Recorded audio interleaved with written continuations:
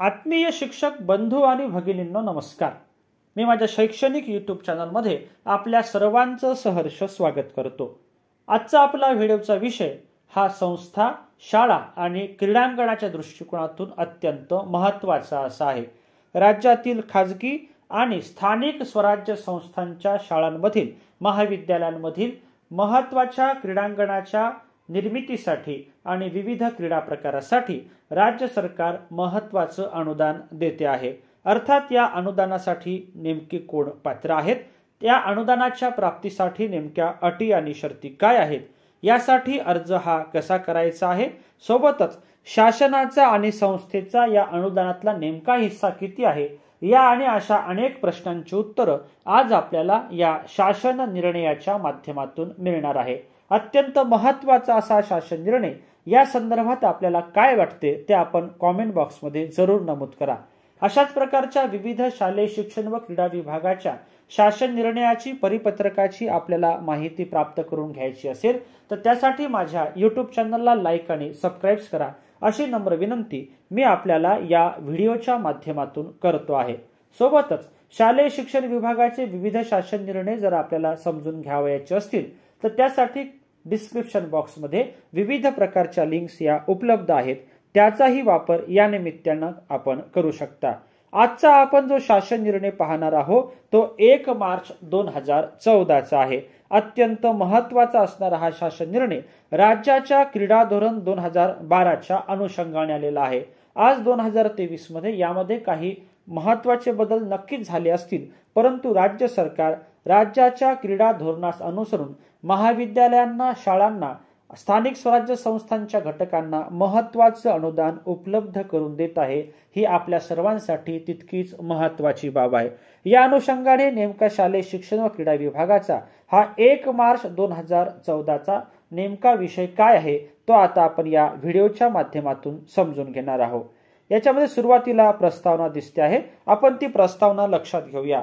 राज्य क्रीडा क्षेत्रात अग्रगण्य राहावे, नागरिकांमध्ये व्यायामाची आवड जोपासावी, राज्यातील खेळाडूंनी राष्ट्रीय व आंतरराष्ट्रीय स्तरावर दर्जेदार कामगिरी करण्यासाठी क्रीडाविषयक तंत्रशुद्ध प्रशिक्षण, खेळाच्या दर्जात सुधारणा, खेळाडूंचा गौरव, दर्जेदार क्रीडा सुविधा या बाबी केंद्रबिंदू मानून खेळाडूंसाठी हितावह योजना राज्यात राबविण्यासाठी क्रीडा धोरण 2012 तयार करण्यात आलेले आहे। या राज्य क्रीडा धोरणातील एक महत्त्वाची व प्रमुख शिफारस क्रीडा सुविधा निर्मितीसाठी आर्थिक सहाय्य करणे असे आहे।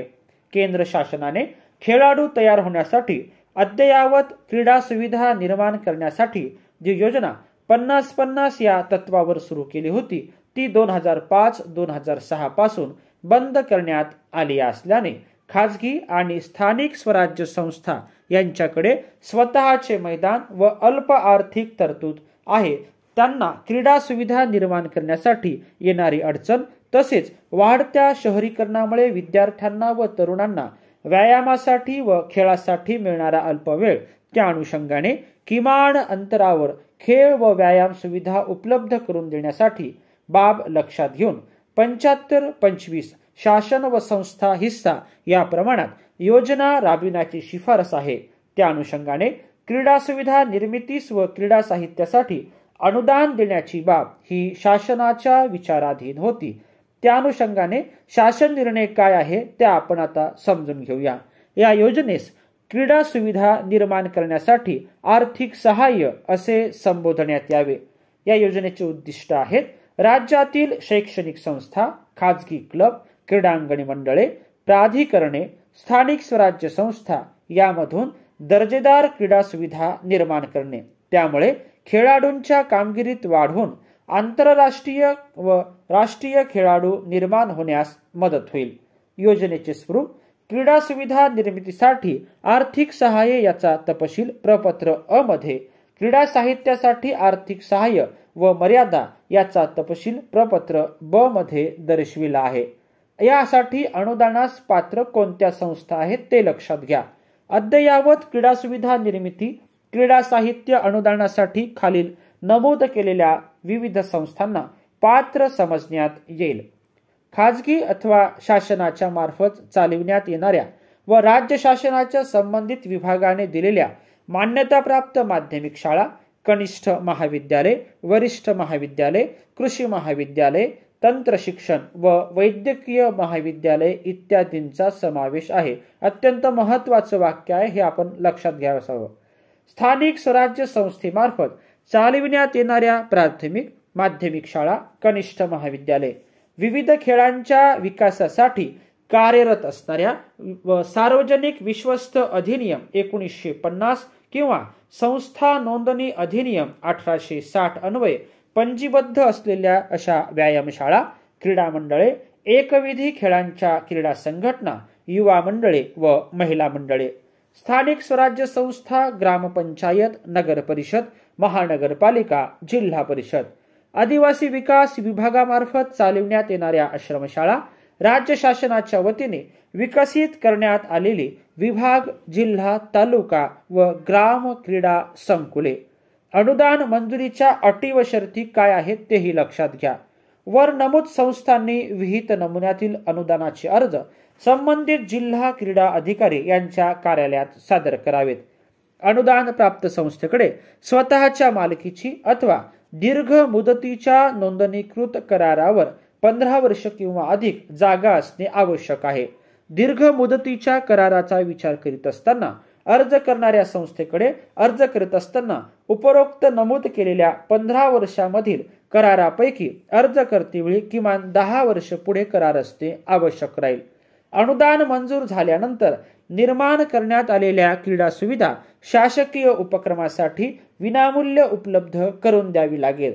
संस्थेच्या सभासद अथवा विद्यार्थी यांच्याशिवाय इतर सुविधा अल्प दरात इतर खेळाडूंना उपलब्ध करून देणे बंधनकारक राहील. ज्या ज्या शैक्षणिक संस्थांना अनुदान मंजूर केले जाईल त्यांनी शासकीय शालेय क्रीडा स्पर्धेत नियमितपणे सहभागी होणे अनिवार्य राहील. परिपूर्ण प्रस्तावांना प्रथम तत्वतः मान्यता देण्यात येईल व संस्थेने प्रपत्र अ व ब मध्ये दर्शविल्याप्रमाणे अंदाजित खर्चाच्या किमान 25% रक्कम स्वतःचा हिस्सा प्रथम खर्च करणे आवश्यक राहील. क्रीडा सुविधा निर्मितीसाठी मंजूर अनुदानाव्यतिरिक्त बांधकामावर होणारा जादा खर्च संबंधित संस्थेस करावा लागेल. निर्माण केलेल्या सुविधांच्या देखभालीचा खर्च संबंधित संस्थेस करावा लागेल. निर्माण केलेल्या सुविधांचा वापर क्रीडाविषयक बाबींशिवाय इतर कारणांसाठी करता येणार नाही. बांधकामासंदर्भात एका संस्थेस एका प्रकल्पासाठी फक्त एकदाच आर्थिक अनुदान मंजूर करण्यात येईल. प्रकल्पाचे अंदाजपत्रके, आराखडे शासकीय अथवा स्थानिक स्वराज्य संस्थेच्या सक्षम अधिकाऱ्याने मान्य केलेले असावेत. प्रकल्पाच्या बांधकामाची परवानगी सक्षम स्थानिक स्वराज्य संस्थेने दिलेली असावी.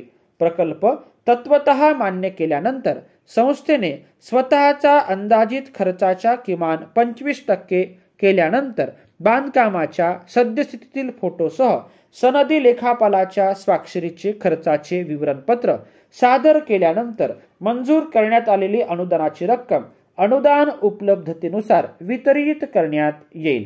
अनुदान मंजुरीपूर्वी जिल्हा क्रीडा अधिकारी यांनी स्वतः भेट देऊन खात्री करून अहवाल देणे आवश्यक आहे. अनुदान वितरित केल्यानंतर सदर अनुदानाचा विनियोग 1 वर्षाच्या आत करून विनियोग प्रमाणपत्र सादर करण्याची जबाबदारी संबंधित संस्थेची राहील.